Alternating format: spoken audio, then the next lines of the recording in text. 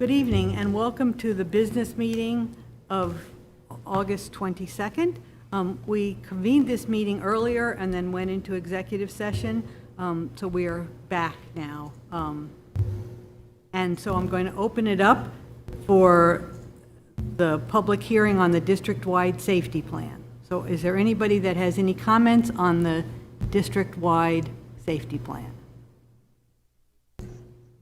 Want to do the pledge? The pledge, I'm sorry. Let's do the pledge. Let's do it. I said it and then I forgot. I pledge allegiance to the flag of the United States of America and to the republic for which it stands, one nation, under God, indivisible, with liberty and justice for all. I missed the kids doing it. I need the kids. Okay, so, I have one comment. yes, on the safety plan? Yep. Okay. On the appendix 1, should the transportation office address be listed? We have the district office and all the schools, but we don't have the transportation Oh, office. good point. Should building have a separate address? I don't know. I don't think so. There might be a 911 address. We have to, Is the elementary school and the district office the same address? the what? Yes. Yes. District office. Yes. So then the But transportation would be the I same. believe there may be a 911 address that we don't use, like, for mailing, but we'll ask the question. Because if someone were to call for emergency, For there the has to be a garage, right? location. Well, at the very least, we'll put the elementary school address. Right. There may be like an A or a B or something like that. Got it. And I caught a typo, but I gave it to Maureen already. Yes, she did. I had to prove I read it. Any other comments on the safety plan? I would like to say that, so I was going to print it, but I think it's like 54 pages, so I said, well, I'm not going to do that. But this safety plan is very thorough and very inclusive. And I'd like to thank the efforts of Dr. Luff, Dr. Doherty, Jill Figuerella, Jackie Levine, Dave Spittle, Mike Lee, Dave Kinchowitz. there you go. Jeannie DeNike and the building principals and assistant principals who all spent many hours going through this, making sure that as much as you can plan for a safety plan, for every eventuality, they really did spend a lot of time and effort, and I commend their work. Anything else? Anybody else? Okay. Then I'm going to open it up for public comments on any of the listed agenda items. No? It's not an agenda item? The treasurer's report is for June is available in the business office. And then we're going to move to the consent agenda. So I need item number 1, please. Resolved to approve the consent agenda, items 2 through 25, as presented to the board at this meeting. Second? Let's see, second. Questions or comments? Oh, it's long. Mrs. Bellino is going to give you a whole list of what's on the consent agenda. Wait, Mrs. Bellino, can...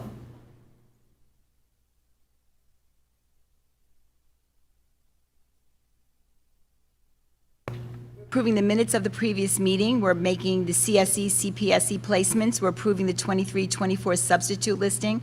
We're approving all staff members as substitutes, translators, and homebound instructors for the upcoming school year. We're approving the use of district facilities by Putnam County Emergency Management Service if needed. We're approving enhanced longevity graduate course credits and in-service courses for staff salary purposes.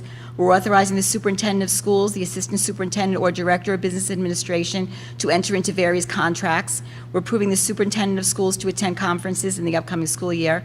We're amending the Board of Education meeting dates for next year to reflect a change in the PNW BOCES vote date, which has caused us to move our meeting back a week in April. We're approving school meal program documents for the upcoming year. We're approving the 23-24 school meal prices, which are the same as last year, $1.50 for breakfast at all buildings, $2.95 for lunch at high school and middle school, and $2.70 at the elementary school. We're approving a team merger for girls swimming with Mayapack and Carmel. We're approving additional hours for various staff members. We're approving a lead teacher for the 23 ESY program, Megan Boyle. We're approving an unpaid workday for a staff member. We're approving our joint bidding with Southern Westchester BOCES for the upcoming school year. We're approving the fall 2023 coaching recommendations. We're appointing a seasonal game day coordinator.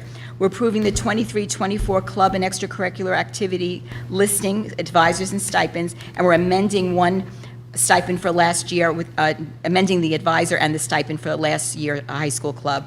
We're approving an overnight trip for an athletic team, the cheerleaders, to attend in February of 2024. We're approving a proctor for August testing.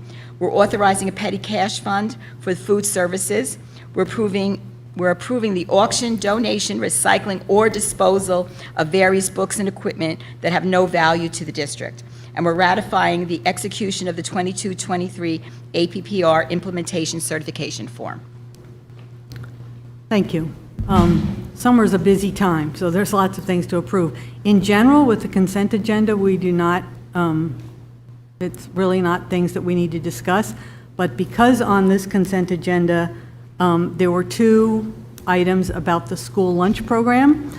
I wanted to talk a little bit about our school lunch program and how it functions. I know Dr. Luff sent out a letter this week or last week about registering for free and reduced price lunch, which we encourage all families that are eligible to use that program or that system. But Jill, do you want to talk a little bit about or do you want me to talk about what I understand is kind of like the goal of this student lunch program? And Right, well, I can say a few things. You might have some questions, if I'm not exactly hitting on what you're thinking.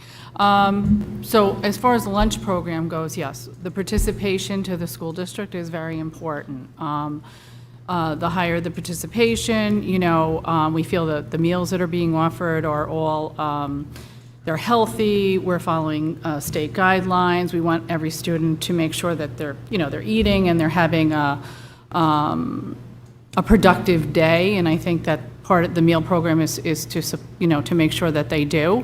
But as you mentioned, the application process, all of that is open to everyone, and it's available on our website, all of the information, the income levels, the eligibility. Obviously, they can call business office to find out more information if they needed to and they couldn't, but it also is available in several languages, so if there's information needed for parents who, English is the second language or whatever. The program, it depends on participation. So it's self-sustaining, though. The budget itself does not support the budget that's voted on in May, does not support the school lunch program at all. It is self-sustaining, meaning that whatever the students pay for lunch, whatever the state supplements for us in aid, it's the cost of the program. And then any remaining, if there's remaining balance because of whatever we earned in school lunch fund, that money goes back into the program. It buys new equipment for the kitchens, it remodels the kitchens at a certain point. So we save that over time.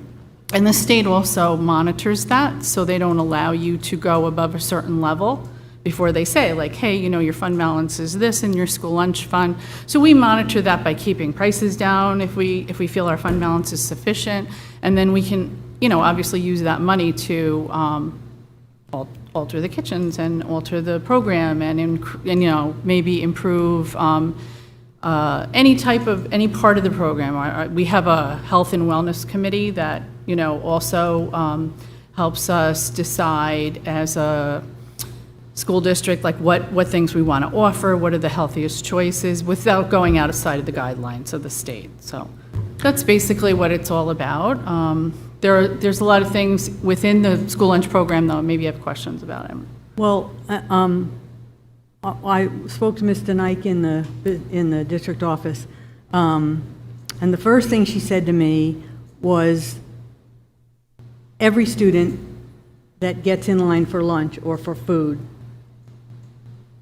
gets whatever they put on their tray. This is not, because, years ago, free and reduced price lunches were different. Kids felt ostracized, kids felt That's true. strange. Right, so they were there's unhappy. 3 categories. There's the free, there was a reduced, and there was a paid lunch. So if you didn't qualify or you didn't apply for the free and reduced lunch prices, you were a paid lunch student, so you had to pay whatever the rate was for the meal that we offer, and it qualifies as a reimbursable meal, and then that's how aid comes back to the district. And then there's à la carte food as well, which doesn't fall into that category. But as students go through the line, Yeah. there's no So they're not denied. distinguishing. No one is denied any, of a meal. They may be offered something alternate if they don't have money or they're not on a free and reduced program.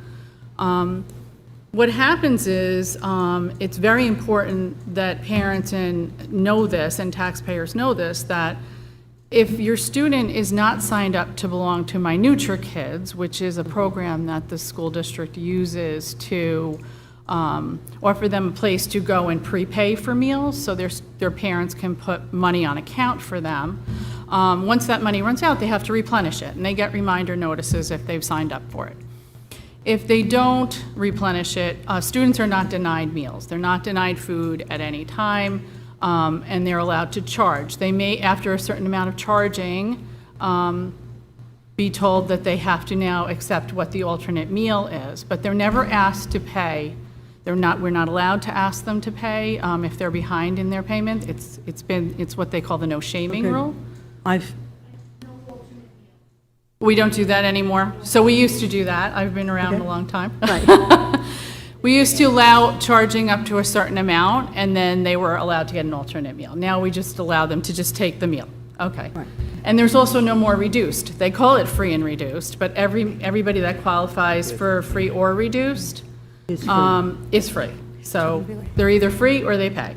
Well, part of why this conversation came up was I see that over time, the amount of unpaid lunch charges is significant. Right, so I was leading Okay, up to all right, go that. ahead, So all right. what that's creating is, a problem for the rest of the community, because when you have an unpaid lunch balance, it is not paid by the state, it's not made up through the, another resource. It has to go back to the taxpayers to replenish. In other words, we have to take that from the fund balance to cover those costs, so cover those delinquent balances, and it takes away from the program to what we can either offer or use for other purposes. So in reality, the taxpayer is paying for the delinquent meals. We do send, the district makes every effort to collect on that. So what has happened through the years is we had a period of time when they made the no shaming rule, that's what they called it, the no shaming rule, and put into effect. It was in, and I can't tell you exactly what year, but let's just say prior to COVID, a few years prior to COVID. And then when COVID came along, so kids had balances at that point, students had balances, and then COVID came along, and everybody was free. So anybody who had a balance before COVID, we certainly weren't running after them. And we asked, would you kindly pay what you owe? And we really didn't take it much further than that, because we're in a period of time where people weren't working, there was so much unemployment, people were in trouble. And that's why free meals existed. It does put us in a place where we don't want to be, right? We end up with balances that are hard to collect. We can't send them to collection.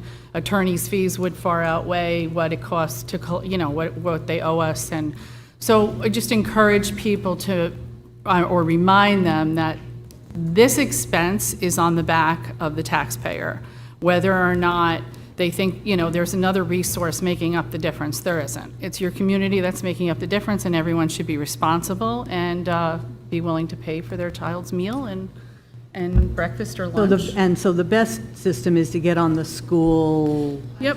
My My School School Bucks Bucks. is the best way to go. You sign up for it. It Sort sends of you like an Easy reminder Pass? notices. It tells you when you have balances. It has all of the menu information, which is also on our website too. But that's the easiest way to keep it going and make sure that your student has what they, they need to get through each day. It's a long day for kids, and they need to So eat every day. If you have an outstanding balance, how often do letters go home saying your balance? Like monthly? Jeannie, can you help me with that one? How often do the letters go home? I mean, our food service director actually helps collect, yeah. Yeah, come on. So in other words, the school lunch, contractor doesn't make up the difference either. It all comes from the school district itself, so. If you sign up with My School Bucks, you can choose your own threshold. If you want to be notified when the balance goes below 25 or $5, you have that option. You can also decline the reminders. But then our food service director will send email reminders when balances are going even above $10, and that would be monthly. And then at the end of the year, trying to clean up and remind people that they do have accumulating balances, that those messages may go as often as weekly. Okay. And rough, I was thinking when I first, this whole idea, I was thinking, what could it be? A couple $100. No, it takes like 3 days to But it's- accumulate $10. So you figure But if it's they go for 2 significant. weeks without catching up, Right. it gets pretty significant pretty quickly, and the meals are relatively inexpensive. If you just estimated $3 a day for a school meal, 5 days, $15. But students also, especially at the high school level, they may buy a Gatorade. They're buying a bag of chips or 2. So that all adds up. And even our students who are on the free and reduced, those à la carte items are not paid for. So if they're taking those, then their families could be accumulating balances as well. Okay, thank you. I wanted to understand, and I wanted the public to understand that if you are not paying your bill, the other taxpayers in Putnam Valley Your are. neighbors are paying it, Right. yeah, which is, obviously not the, what they would, maybe what they would expect to be happening, but it we is. definitely, I firmly support the no shaming. I don't think students should be identified, Yeah. Right. It used to be where when you came through the line, the cashier could say, remind mom and dad that your balance is getting low. They don't say that anymore. So it's out of sight, out of mind, people forget. They're busy. Right. We definitely want to encourage anyone who may be eligible to apply. And you can apply and be denied, and you could apply again, or your circumstances could change mid-year, and you should apply. We strongly encourage that, and I think it's really important to emphasize the confidentiality of that whole process. Applications should go to our reviewing official, Alicia Hunter, and that's who knows. That's the only person who knows. The cashier does not see that. The classroom teacher does not see that information. So, and then we just, for everybody else, we just want to remind them to pay attention to those emails and get caught up when they see those balances starting Okay. to rise up. Thank you. Does the board, any board member have any comments, questions? Thank you for the details. Okay. So for the reports, that we're going to do the first reading of the policy series 0000 and policy series 1000. What? We didn't approve it, the consent. Huh? Oh, I'm sorry. Phew. My head is not here. I'm on my way to Florida. Okay, any other comments about the consent agenda? All in favor? Aye. Opposed? Abstentions? But all of those things pass. Okay, so policy series 0 and 1000. So we have 2 members, Ms. Horowitz and Mr. Alverio are on the policy committee. Do you want to talk a little bit about how that went? I could jump in. I think it went very well. We were very efficient, focused, and went through them with the, lawyer's guidance. And Natalie was there, helped us along. Dr. Luff was there. I thought it was a good and focused session. So Natalie's going to take us a quick overview of the process we went through in order Sure. to get here. So if you remember, the last time, I think it was sometime last year, we talked about contracting with NYSBA, the New York State School Boards Association, which we did do. And they provide direct guidance for the policies, so they provide us samples of policies. And then our attorneys will look at select policies that they believe they need to look at, review them, and make suggestions to us based on their legal opinions. And then we met as a committee with Mr. Alvario, Helen, and myself, Jeremy this time. Next time, and Maureen Bellino. Next time, it might be, like, once we get to the financial policies, we'll bring in Jill, or we'll bring in Jackie for curriculum. So we'll bring different people in for different sections, but the core of the committee is Ms. Bellino, Helen, Sam, Jeremy, and myself, working on the policies. We're going to put them up for a reading, so for first reading and then a second reading. People can make comments whenever they want. We have them here for people to pick up if they want a paper copy.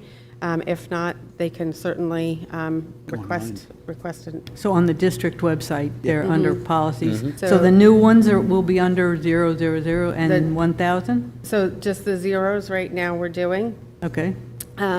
So once, we're going to put them up there tonight for a first reading. At the second reading, if there are no comments or if there are changes, we'll certainly note those. But we're going to retire, because there's so many, we're doing an entire policy revision. We'd be here for days reading each policy out loud if we were to read it publicly. So we're going to retire the old series and then recommend that the new series be adopted in sort of chunks. So, And I think the process went smoothly because we had no quibbling over language. Right. right. And we were exactly. really all on the same page. Yeah. And a lot of it is really being recommended by the New York State School Boards Association that does this all the time. And we Exactly. just make sure that we customize it in terms of procedures and things like that for our district. Okay. All right. So, Dr. Luft, your report. Good evening, everyone. So I want to begin my report by following up on a conversation that started at the end of last school year, really following the swatting incident at the high school, which obviously impacted all of the buildings. Has started a much larger conversation regarding school security and how to best meet the needs. We did an entire after-action review, shared that with our security consultants, with the crisis team members at BOCES, and obviously our district emergency response team. And one of the recommendations that came out from that report was the addition of a school resource officer, which would bring our total of SPO, school patrol officers, or school resource officers to 3, 1 per building. Can you just click one, Dad? Sorry. Oh, I was supposed to go up there? You need to give me like a head nod or something. That's it, there's only 2 slides.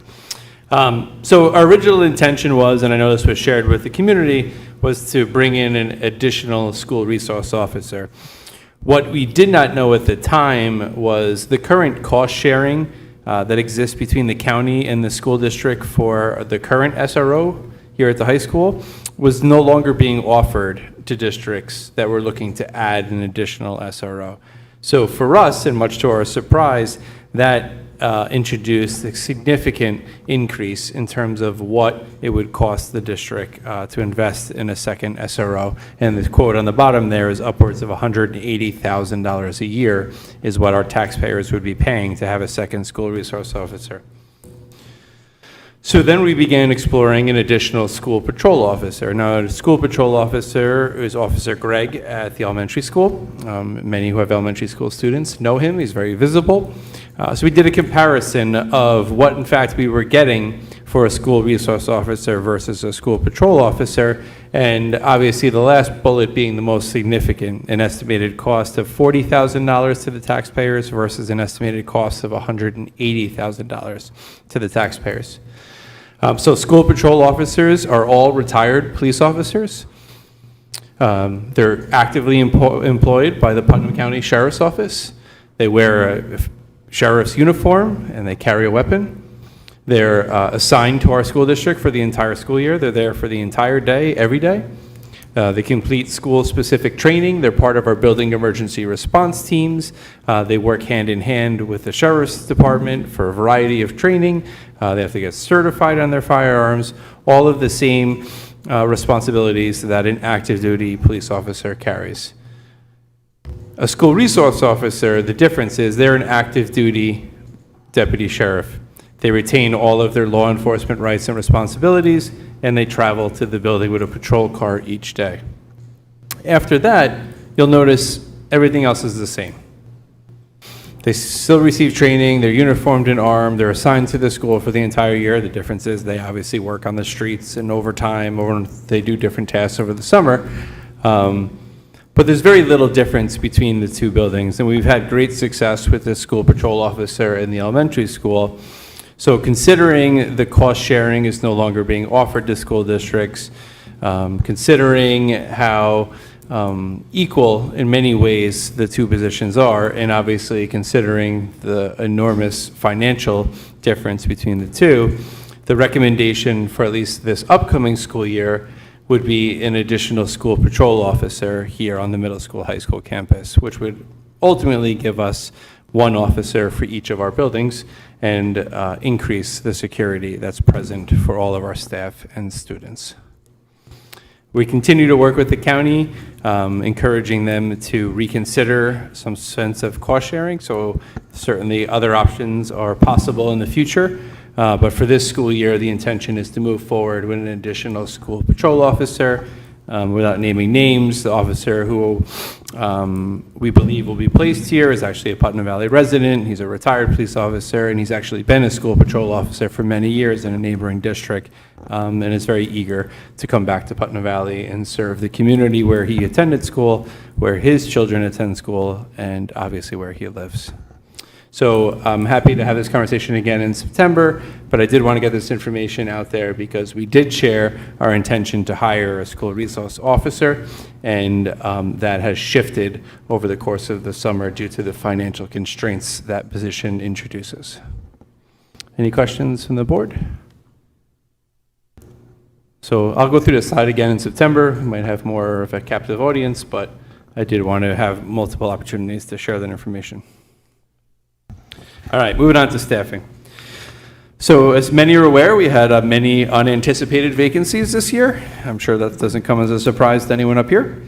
But for each of those unfortunate losses for the school districts, creates opportunities for new dynamic teachers to emerge through our rigorous interview process. Our new teacher orientation program began yesterday, thanks to the hard work of Ms. Levine and all the other administrators and staff members that have participated in those trainings. It seems to be going very well, and we welcome all of our new teachers and looking forward to seeing the impact they will have on our students here in Putnam Valley. A quick update, so nearly all of our instructional positions have currently been filled, but our quick public service announcement, there are positions that remain available in transportation and for lunch and campus monitors. So if anyone's interested, please check out OLAS, our website, social media, or reach out to the district office for more information on those positions.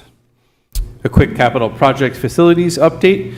So we had several meetings of our facilities planning committee. We did building tours. Most recently, we had a meeting to prioritize what we thought was most needed. So those prioritized projects are now under the budget developmental phase. So our architects are working to come up with budgetary numbers for what it may cost to accomplish all the things we would like to do. Typically, that cost is about 10 times the amount of money we would have to spend. But once we get those numbers back, it'll help us to sort of reprioritize now that we have numbers attached to projects to figure out what is and is not, in fact, feasible for any potential future project. So our next meeting is scheduled for late September, early October. By then, we expect to have those budgetary numbers. Anyone who's been at the high school will notice our roof work is underway. The good news is the roof work is underway. The bad news is it will likely continue to be underway into the beginning of the school year. I know the contractor has been here since day one, but has really struggled to get the materials they were promised in order to do the work. So they've been here doing whatever work was possible, but it was really a materials issue. A sole source provider creates those materials because we have a fancy green and blue roof. It's got to be custom made. You know, the valley and the river running through it. So they had to sort of switch over everything on their assembly line to custom make the color panels that we needed for our roof. So everything's on site and the work continues and hopefully will be done very early in September. Obviously, all of the safety precautions that are necessary will be in place before students return. Our elementary school courtyard is complete. I won't show any pictures because I promised Mr. Spittle he can show off the new courtyard. In conversations I've had with individuals like myself who went to school there, it was a very unutilized space for probably the last 60 years and is now a really vibrant outdoor learning space that I think will be used all the time. So if you haven't checked it out, be sure to find a time to stop over and check it out. And Dave is going to brag with lots of pictures. Our elementary school driveway, which was a bit of a disaster at the end of last school year, has been fixed. We were able to partner with the county to install a drain on the road. That was the main issue.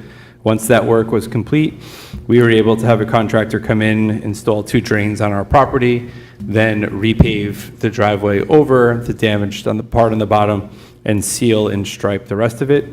So it looks brand new, and I am hopeful that the drainage issues have been resolved and hence the bottom of the driveway will not begin to erode again. And the last project, our athletic fields, the top field of the elementary school, which became unplayable at the end of last year. Thanks to the talented staff we have within our own Buildings and Grounds Department, we were able to add an irrigation system up there. So that work has been complete. They're mowing the grass constantly now because it's forever being watered. And we really hope that field will become a much more usable, player-friendly field moving forward. So kudos to Mr. Spittle and the members of his department for their hard work, and the 2 poor guys that were hired as summer workers definitely got their work in. No gym trips necessary for those guys. All right, so I was asked to share a little bit about the procedures that are in place regarding the painting of parking spaces here at the high school. So obviously this is a time-honored tradition here at Putnam Valley High School, going back to when the building first opened. I do want to share that there's been several iterations to the permission slip document over the years. There was certainly one substantial event which drastically changed the review process that is currently in place. I think sadly, one of the things we've noticed over the last several years is a shift from what was meant to be a celebration of a student's high school years to becoming more of an opportunity to address wider societal issues or personal viewpoints, which was certainly never its intention. So part of the permission slip form has been encouraging individuals to move away from that and move back to designs that'll be approved in terms of, as Sam will say, whimsical or cartoon characters, or jerseys and numbers or instruments, or something that's meant to be sort of a memoir of your time here in Putnam Valley. The current application process requires students to submit designs, so the designs are pre-submitted and approved. Some of the language that's included on there, it speaks to any unapproved designs or variations of approved designs will be painted over and privileges will be lost. Driving to high school is not something that is guaranteed in one's civil rights.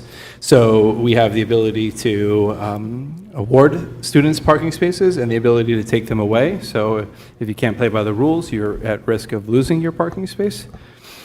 And students are encouraged to avoid anything that is political, anything that materially disrupts the operation of the school district, creates substantial disorder, invades on the rights of others, or otherwise violates the district's code of conduct. So ultimately, the district holds sort of the responsibility to decide what is and what is not appropriate.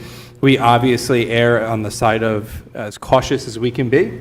While some images may not offend me, they may offend others. And if anyone's going to be offended by an image, it's not the right image to be painted in a parking spot in a public high school. So that's certainly the stance we've been taking. It doesn't mean that what the individual wanted to paint is in any way inherently wrong. But if it runs the risk of offending one person, then it's a design that will likely be rejected and a student will be asked to submit a new design. The reality is if we're unable to, if this continues to become a larger and larger issue, eventually the privilege of painting parking spaces will inevitably go away. And I know that's something that nobody wants to hear and nobody wants to think about, but the district cannot continue to be sort of the political correctness police for every parking lot design. And we really hope that we can get back to the days where students did something that was meant to memorialize their time in high school and not something that carries societal or political or social undertones, which is really what, and it's very few. Overwhelming majority of students have their first design submitted without any issues. So I was just asked to share a little bit about that. What the policy is, we're continually changing the application process to make it clearer and clearer to students as to what will and will not be accepted. But please know, nobody paints anything and then we tell them afterwards they have to go over it. All designs are pre-approved, so no time is wasted out there painting a spot just to find out someone's going to paint over it. Some of the meetings we held, Putnam Valley was actually asked to host the Regional Leadership Institute held through P&W BOCES. So we hosted administrators from around the region here in the middle of July. Our teachers, teaching assistants, and administrators have been busy supporting our extended year school program, the summer boost programs. Our kinder camp is currently in session, and obviously I had mentioned our new staff orientation is underway. Just a couple quick public service announcements. August 30th and 31st are superintendent's conference days, so those are staff only. That's the Wednesday and Thursday leading up to Labor Day. Tuesday, September 5th is the first day of school. Now I ask everyone to please reference the communications that came from their buildings because there are some staggered starts in place. I will quickly summarize them, but you will receive much more detailed information from your buildings. So in the elementary school, kindergarten classes, so half of each kindergarten class will be present on Tuesday, the 5th, and on Wednesday, the 6th. So that provides kindergarten teachers an opportunity to welcome smaller groups of 4- and 5-year-olds, get them equated into the building, used to how the day is going to flow, build the stamina to be there for the entire day. So it's something we started a couple years ago and has been a huge success. So we will continue to do that. I acknowledge it's disruptive to working parents, and I apologize for that. But we've really found it greatly benefits the students. Having smaller groups of students with the teacher on that first day allows the teacher to more closely work with each student. Our middle school on Tuesday, September 5th will be 5th and 6th grade only, as sort of a building orientation, and then all grades will follow the following day. And at the high school, Tuesday, September 5th will be 9th graders, and all grades following that as well. Some exciting news that I'm just going to introduce now, but more information coming out, is the district's work on creating its core values has been completed. So this work took place over all of last school year. It involved the collection of information from all constituent groups across our school community, and the work culminated with the work of the District Advisory Committee. So the core of a Putnam Valley learner keeps the student at the center of all our work, as everyone is aware, for the district's vision, child first and foremost. So I would love to say that our intention all along was to come up with 4 words that made the acronym CORE. That was not our intention, but we somehow came up with 4 words that made the acronym CORE. So what our core for the Putnam Valley learner is, the first being community. We hope to develop empathetic learners who take great pride in their school community. The second is opportunity. Have courageous learners seeking opportunities to improve themselves and others. The third being resiliency. Joyful learners who display resiliency when faced with challenges. And the last being empowerment. Reflective learners who empower themselves and others to always be better. So those are our core values. We're working on creating a fancy graphic. We'll be sure to hang that up, some materials, printed materials to go up around the classrooms and the buildings. And really, our goal is for those core values to become our focus in all of our decisions, all of our work. And again, as usual, keeping the student at the center. So that's all I have. I'm going to turn it over to Natalie real quick to give an update on Cove Care, satellite clinic that will be hosted here in Putnam Valley. And do you want me to talk about the grant, the new grant offering too?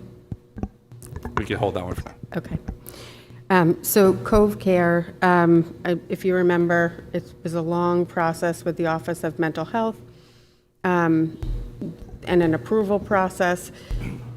So we finally were approved by the Office of Mental Health to be a satellite clinic here at our high school. So 2 days a week after school, we'll have a clinician, a social worker, to provide services to our students in Putnam Valley. We'll develop a referral process through one of our clinicians in order to make those referrals to the social worker. They'll be able to, again, it's sort of like they're just renting our space, kind of. They're just utilizing our space, so they filled out a facilities use form and had all the insurance and everything, so submitted to us. So that's all taken care of. They finally found a social worker, which was really the major issue, was finding a social worker. So her name is Kelly, and she will start the first week of school this year. So I'm really hopeful for our students that they're going to get some extra support, not have to go to neighboring areas, which can be a real challenge for many of our students that, come from two working families, two people and their families working, or a lack of transportation and things like that. So I'm really excited to see, and if we see the need, we can expand the amount of days. So they'll start around 3:30 in the afternoon and end around 8 p.m. in the evening. And they'll do students of all ages? All ages. Yeah, obviously, the younger you are, you have to have a parent stay there. But again, it's just a great opportunity, and I'm really looking forward to it for our families. The rooms they're using are going to be in the high school? Yes. Excellent. That's it. I just have a couple upcoming events. August 29th is our kindergarten bus run at 9:30.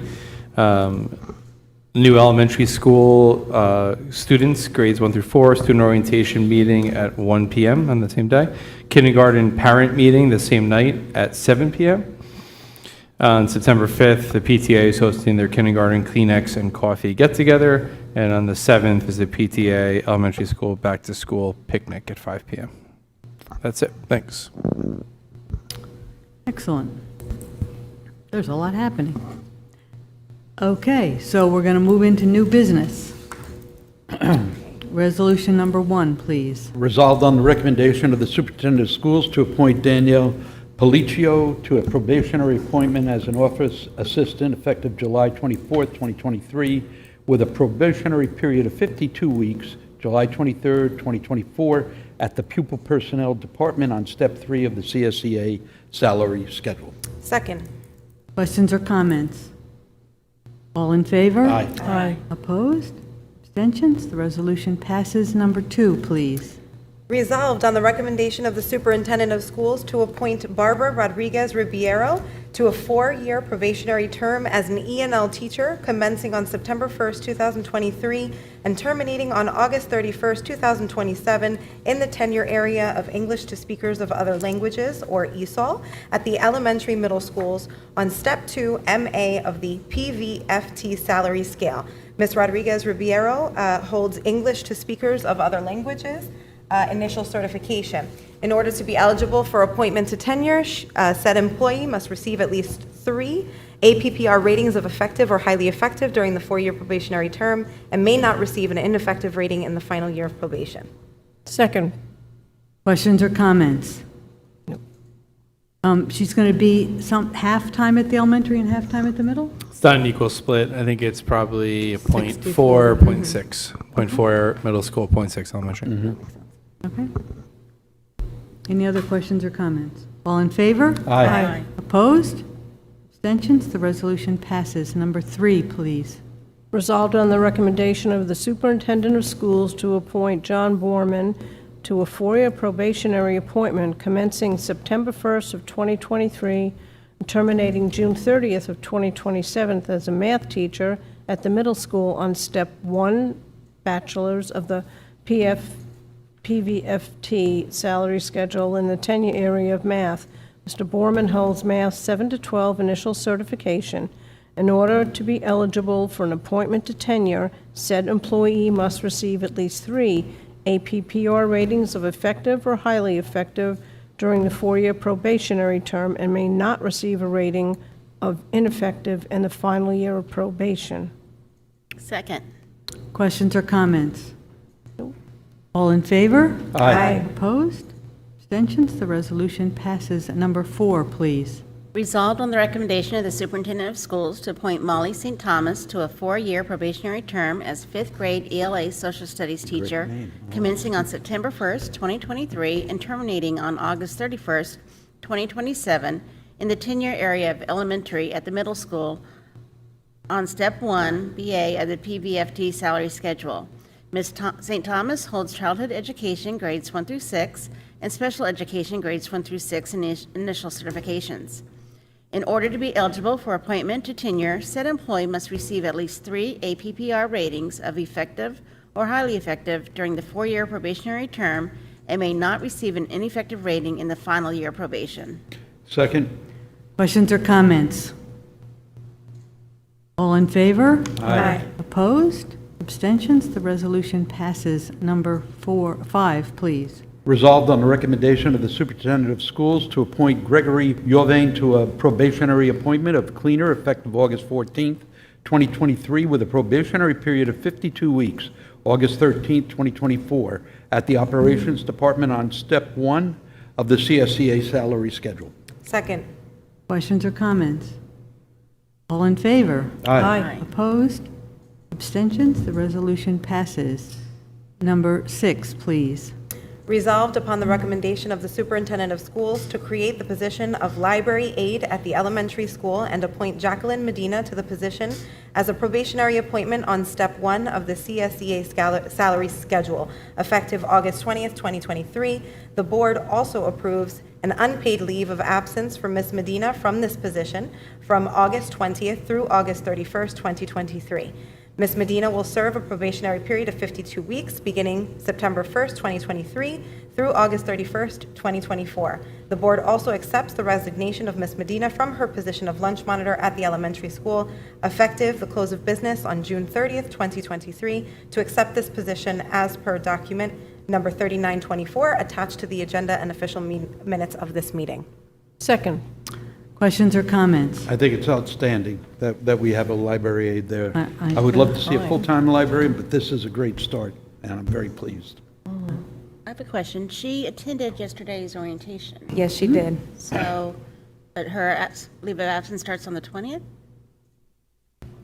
Leave. The leave is related to her civil service testing eligibility. Okay. So that's what why we have to create the leave in there. Otherwise, the list expires and she would have to be retested. Thank you. Yeah, I told her it's my favorite room in the elementary school. So I was glad she was there. All in favor? Aye. Opposed? Abstentions? The resolution passes. Number 7, please.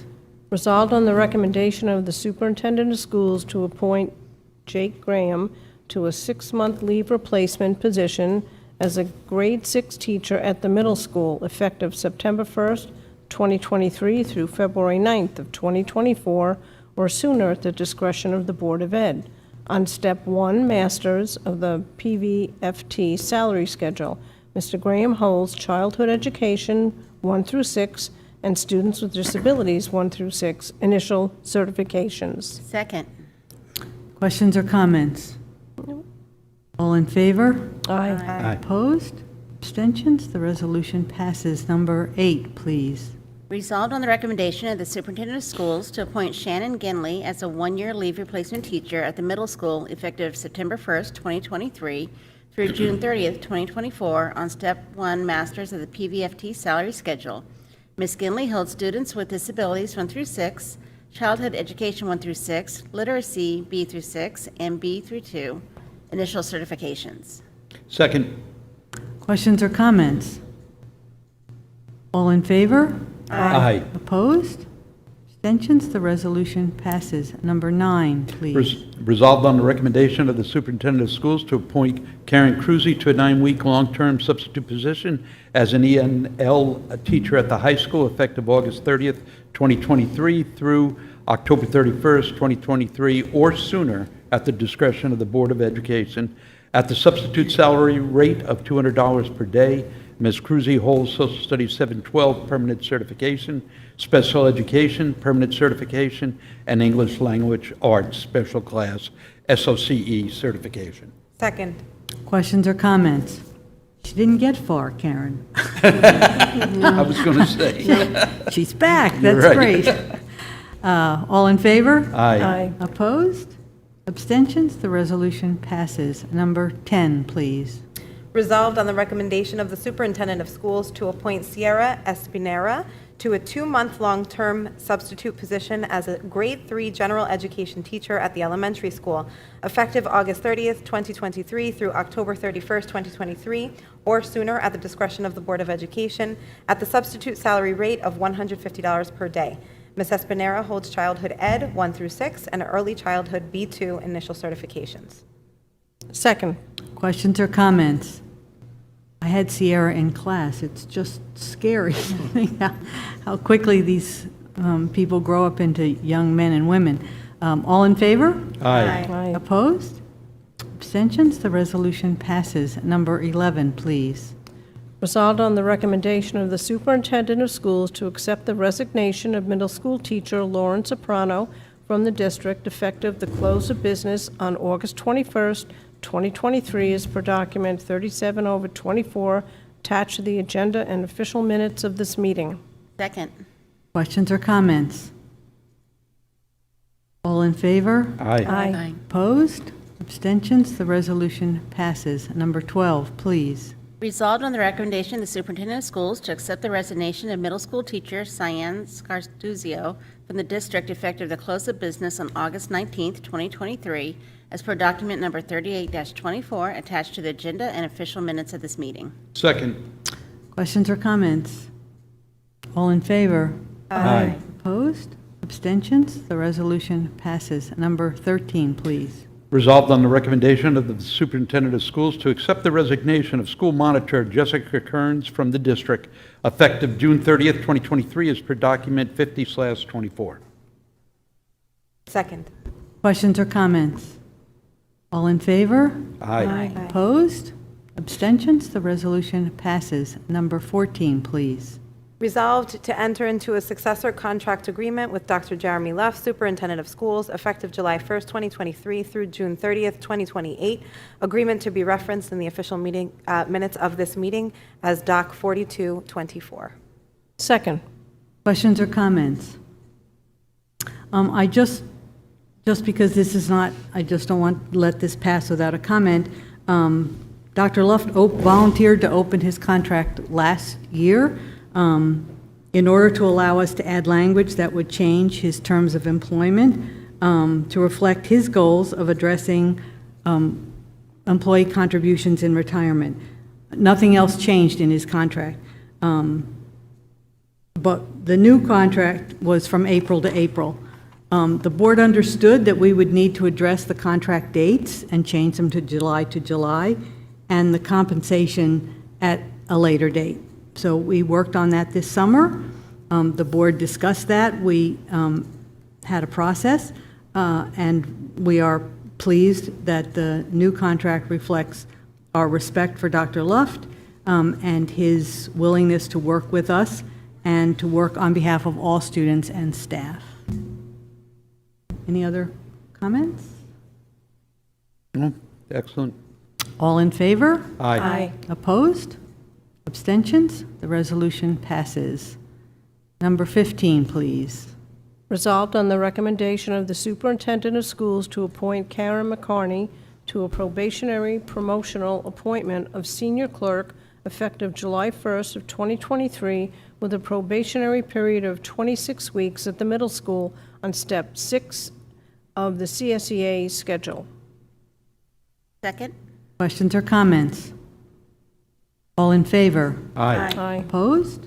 Abstentions? The resolution passes. Number 16, please. Resolved on the recommendation of the superintendent of schools to appoint Julie Sirico to a 4-year probationary appointment as a teaching assistant effective September 1st, 2023, and terminating on August 31st, 2027, in the teaching assistant tenure area on step 3 of the CSEA salary schedule and in accordance with the PVCSD policy 9250. Ms. Sirico holds teaching assistant level 1 certification. Second. Questions or comments? It is nice to see Ms. Sirico being actually employed by us. She's put in a lot of hours for the students of Putnam Valley, so it's kind of nice. All in favor? Aye. Opposed? Abstentions? The resolution passes. Number, what are we on, 17? 17, yes. Resolved on the recommendation of the superintendent of schools to appoint Stephanie Shalhoub to a 4-year probationary appointment as a teaching assistant effective September 1st, 2023, and terminating on August 31st, 2027, in the teaching assistant 10-year area on step 2 of the CSEA salary schedule and in accordance with PVCSD policy 9250. Ms. Shalhoub holds teaching assistant level 1 certification. Second. Questions or comments? All in favor? Aye. Opposed? Abstentions? The resolution passes. Number 18, please. Resolved on the recommendation of the superintendent of schools to appoint Janine Palmerini to the position of school monitor with a probationary period of 52 weeks, effective September 1st, 2023 through August 31st, 2024, at the middle school on step 1 of the CSEA salary schedule. Second. Questions or comments? All in favor? Aye. Opposed? Abstentions? The resolution passes. Number 19, please. Resolved on the recommendation of the superintendent of schools to appoint James J.D. Apostolico as Wait a the minute. fall 2023 seasonal game day coordinator with a stipend of $6,500. Wait, what, I'm Wait. sorry, Helen, which one are you reading? Are you 19? Should be number 19. 19. In the new business. I think you're in the consent agenda. Oh, sorry. Okay. Okay. Yeah, jump back up there. Sorry. Got it. Okay, I got it now. Resolved on the recommendation of the superintendent of schools to appoint Jessica Mancuso to the position of school monitor with a probationary period of 52 weeks effective September 11th of 2023 through September 10th, 2024, pending fingerprint clearance at the elementary school on step 1A of the CSEA salary schedule. Second? Questions or comments? No. All in favor? Aye. Aye. Opposed? Abstentions? The resolution passes. Number 20, please. Resolved on the recommendation of the superintendent of schools to appoint Miranda Hodgeberg to a 4-year probationary appointment as library media specialist at the middle school effective September 1st, 2023, and ending on August 31st, 2027, in the tenure area of library on Step 1 Masters of the PVFT salary schedule. Ms. Hodgeberg holds library media specialist internship certification. In order to be eligible for tenure, Ms. Hodgeberg must receive at least 3 APPR scores of highly effective or effective during the 4-year probationary term and may not receive the ineffective score in the final year of probation if APPR is required for this position. Second. Questions or comments? I think this is outstanding as well. Full-time librarian in the middle school's been missing for years. This is just outstanding. Thank you. Questions or comment? All in favor? Aye. Opposed? Abstentions? The resolution passes. Number 21, please. Resolved on the recommendation of the superintendent of schools to appoint John Boniello as a part-time bus driver in the Transportation Department effective September 1, 2023, with a 52-week probationary period through August 31st, 2024, on Step 1 prorated of the CSEA salary schedule. Second. Questions or comments? Driving a bus is a tough job. Man, you're not kidding. I'm grateful for everybody that takes on that responsibility. All in favor? Aye. Opposed? Abstentions? The resolution passes. Number 22, please. Resolved upon the recommendation of the superintendent of schools to amend the salary step for the appointment of Alyssa Cohen, school psychologist previously approved at the Board of Education meeting on April 13, 2023, to Step 5 MA of the PVFT salary schedule. Second. Questions or comments? All in favor? Aye. Opposed? Abstentions? The resolution passes. Number 22, please. 23? 23. 23. 23. Sorry. Resolved upon the recommendation of the superintendent of schools due to the district's annual audit resulting in a higher interest and earnings revenue than anticipated at the close of the business by June 30th of 2023, and in order to remain within the New York State guidelines of the unrestricted 4% fund balance limit, the district will increase a general operating fund capital reserve by an additional $581,596. Second. Questions or comments? All in favor? Aye. Opposed? Abstentions? The resolution passes. Number 24, please. Resolved on the recommendation of the superintendent of schools to approve the first reading of Policy Series 0000 as per document number 34-24 and Policy Series 1000 as per document number 35-24, attached to the agenda and official minutes of this meeting. Second. Questions or comments? So it will be on the district website, both of these series, or just the first? They're on board docs tonight for the public as well. But Okay. yes, it'll be on the website. Okay, both. Okay, thank you. All in favor? Aye. Opposed? Abstentions? The resolution passes. Number 25, please. Resolved on the recommendation of the superintendent of schools to adopt the 2023-24 emergency management and safety plans for the high school, middle school, elementary school, and district. Document 43/24 attached to the agenda and official minutes of this meeting. Second. Questions or comments? And that's also on the district site, right? Only the district plan. The other plans are not allowed to be Okay, seen, only by the state. okay. All in favor? Aye. Opposed? Abstentions? The resolution passes. Number 26, please. Resolved on the recommendation of the superintendent of schools that school taxes be extended against the taxable property of the towns of Putnam Valley, Carmel, and Cortland, as appears on the tax list hereby are levied. And be it further resolved that this board executes warrants on August 22nd, 2023 for each of the towns.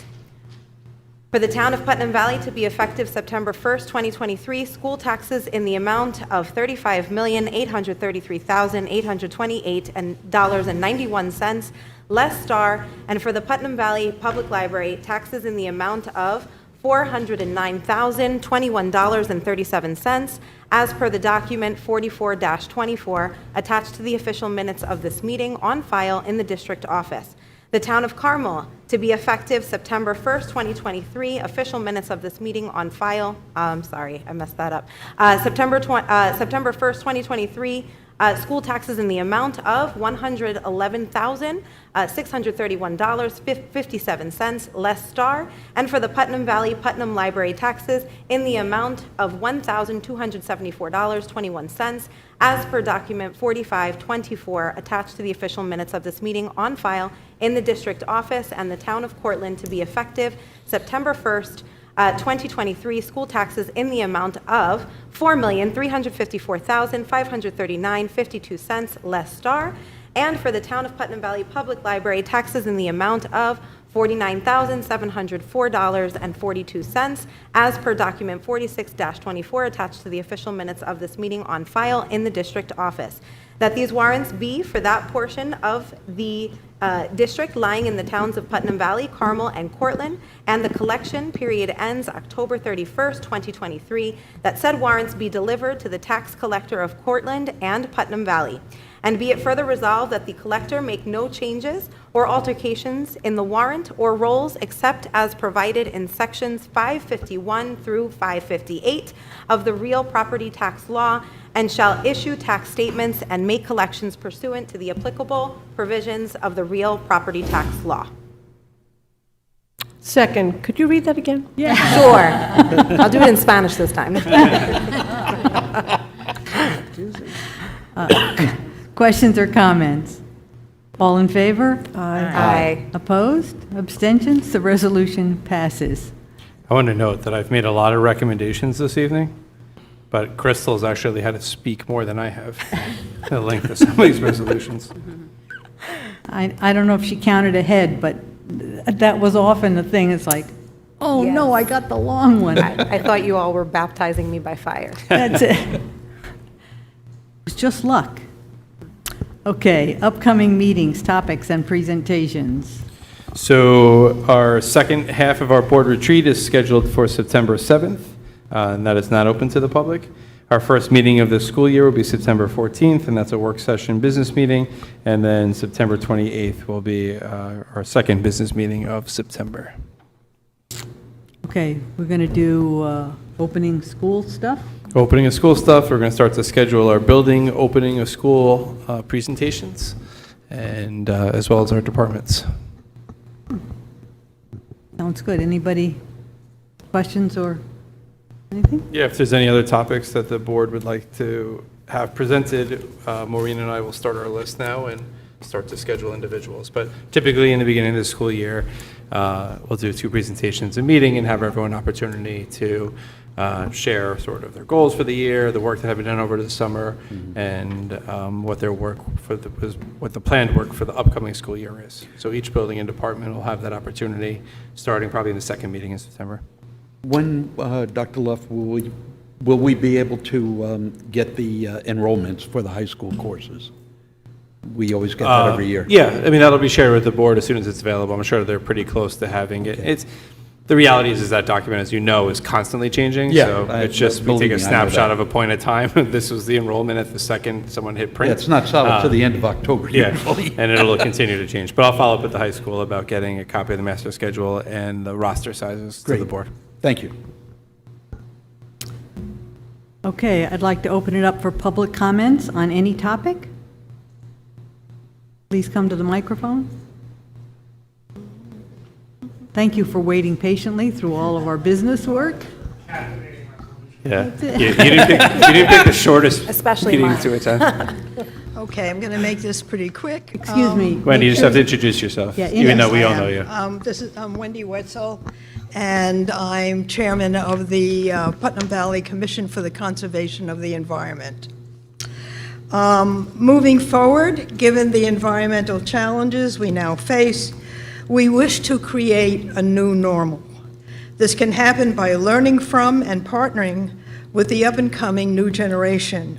We would love to work with the environmental groups at the schools to see how we can make the new normal happen. Please advise us how to proceed. And Aubrey, who has been doing a lot of educational things literally in the fields, would like to speak as well. Yeah, I'm Aubrey Carter. I'm a newer member of the CCE, but I'm pretty, I'm trying to get the community engaged in, environmental education in, whatever means possible. And did a walk in the town park earlier in the summer, and I've done activity or field trips with kids before, whether it's, just a mushroom walk out in the woods. That's my specific niche of ecology, are mushrooms. And so we go out and identify them. And then I've done even like grow your own mushroom kits. But, any form of environmental education, whether it's, I could come here for even just a class, or doesn't matter which ages I work with. But yeah, I just wanted to make myself available because I truly believe in, environmental education is important, and I like sharing, and learning. Yeah, we feel that the adults and young people need to be basically on the same page.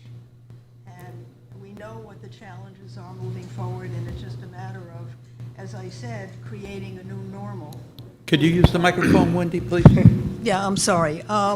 Yeah, I mean, we understand what the challenges are. I mean, they're advertised every day on television, and we do have to create a new normal. And it's important that all generations are on the same page and understand the best way to move forward. And that's why we're here, because we would love to have the opportunity to work with the educational, whether you have classes or environmental groups, and just sharing information. We're not here to tell people what to do.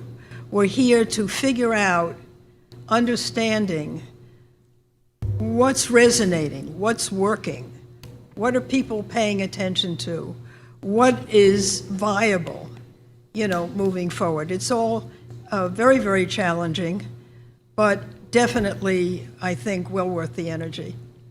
Does anybody have any questions about that? I don't have any questions. I certainly have a few comments. First of all, thank you for taking the time to come speak with us this evening and for waiting out the intriguing business portion of the meeting. I think, as you're well aware, Putnam Valley has a long tradition of sustainability and environmental conservation, and it's certainly something that we're very passionate about and committed to. So I think along your lines that there's several paths forward. One, certainly any material, literature, opportunities, any of that information that you have and can share with us, we would be happy to disseminate that, depending upon where it is, directly to teachers, out to the community, any way we can to get the information out.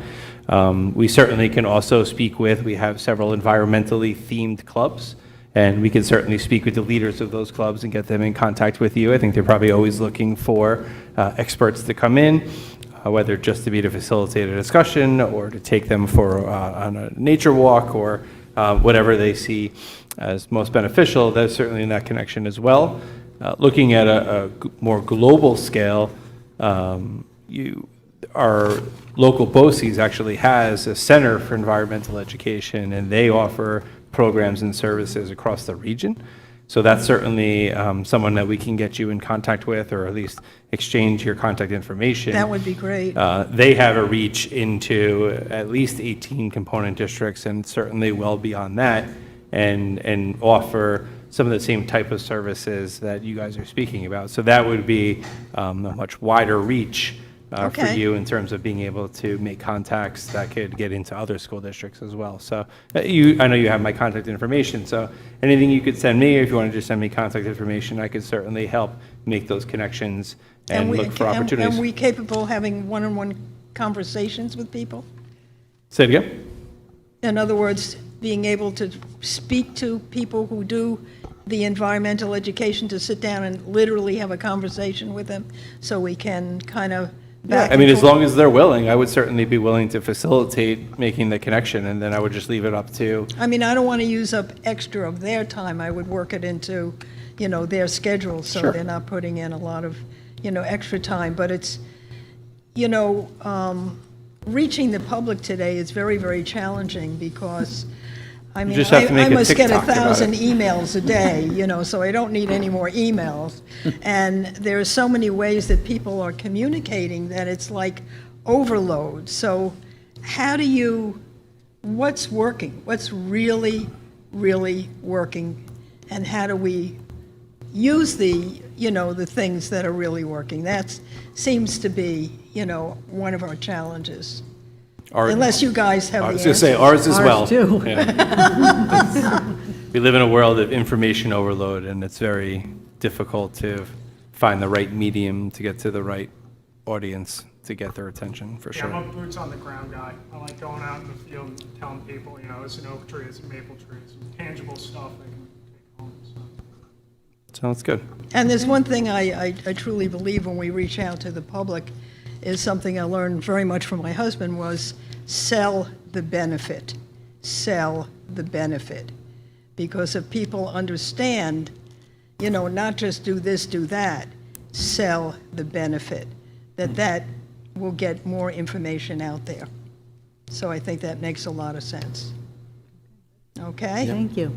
Thank you. Thank you. Thank you. Yep. Thank you.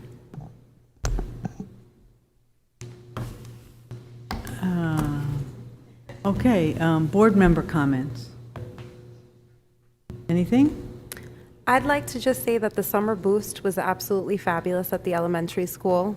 Daniel had a great time. He went for the 4 days, and he was excited to go back to school. And when I asked him what he did, he actually gave me an answer, which was wonderful, instead of nothing. He said that he did some math, and he had done some reading, and he had fun while he did it. So kudos to the elementary school for that. I'm so excited to hear about the courtyard. I think that that's phenomenal. Just to be able to get them outside learning more and more is so powerful. And kudos to Jackie for the work that she did with the new staff. It was a wonderful start to the new season. I think they felt welcomed, and it was everyone, which I truly appreciated. It wasn't just teachers. So thank you so much for doing that.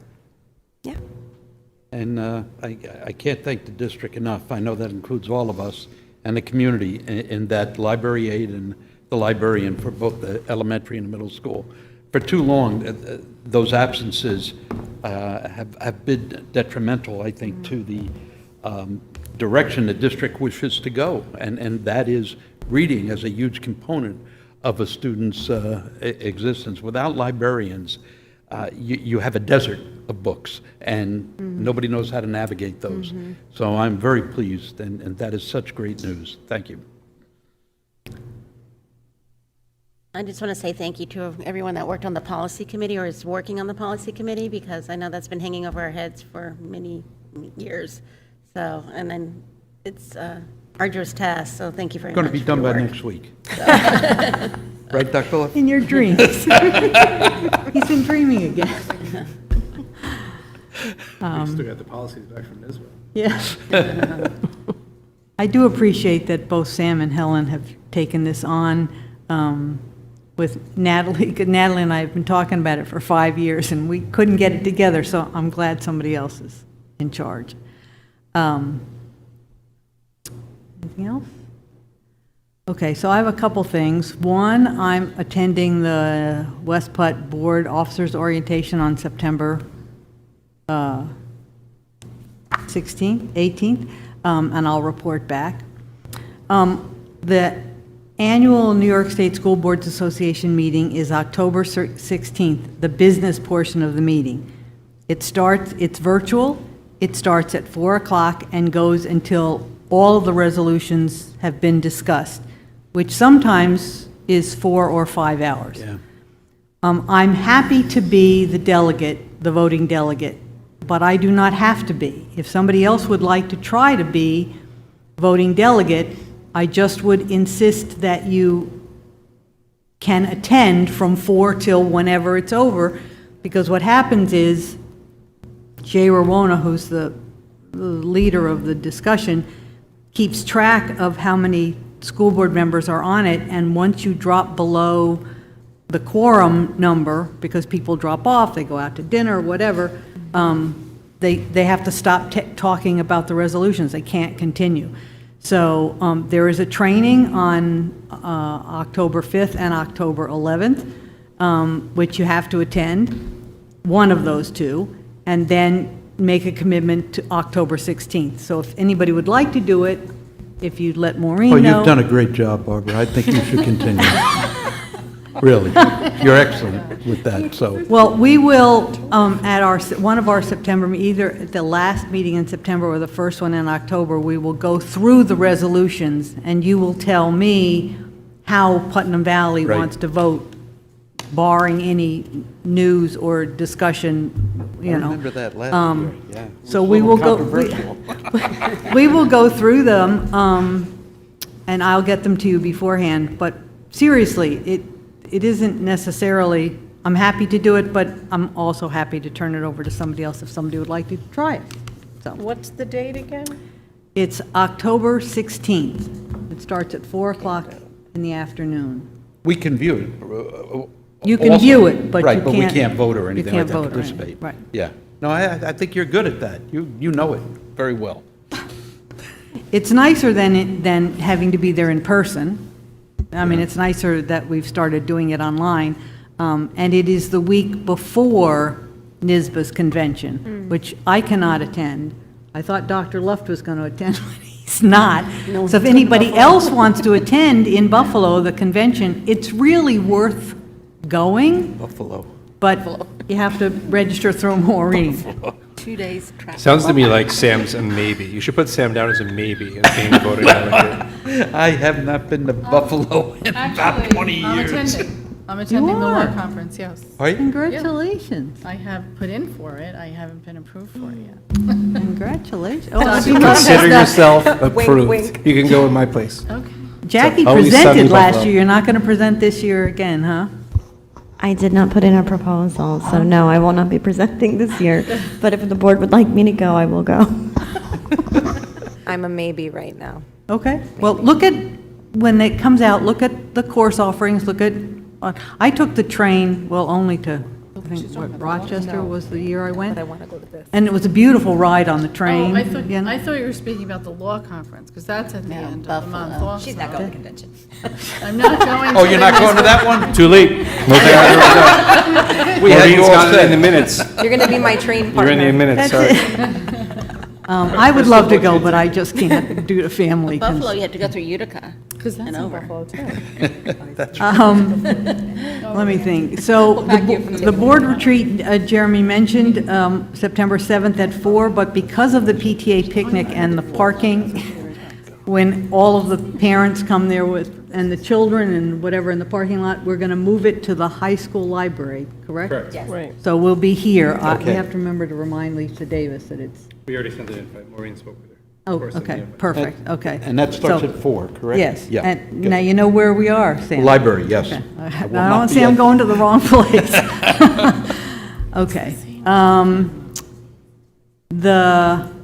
I am also the West Putt Advocacy Liaison. We have monthly meetings, we discuss advocacy issues and activities. August 21st was our first meeting. We talked about some new issues that came up that we think that West Putt would like to advocate for.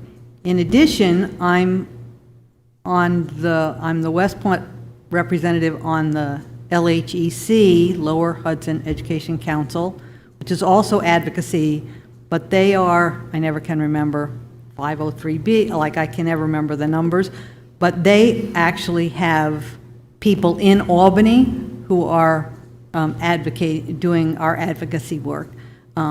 So I will try to report when we start talking about advocacy issues and things that are important to other districts in our area, and just so that you're, involved. One of the things they just did was write a letter about this substantial equivalency, which is making sure that all the schools in your district have equivalent education, but Right. we don't have any other schools in our I'll district. say, don't worry, I completed that one. It was a one-clicker. But No. schools that do, it can be really challenging. And so, we are now 17 or 56 or whatever it is, component districts in 4 counties, and it helps that we're part of a larger group rather than just be one. So if there are advocacy issues that we have, that we feel we want brought forward, if you bring them to me, I will bring them to either of those 2 groups. You are busy. I know. Okay. We also need to talk about our goals.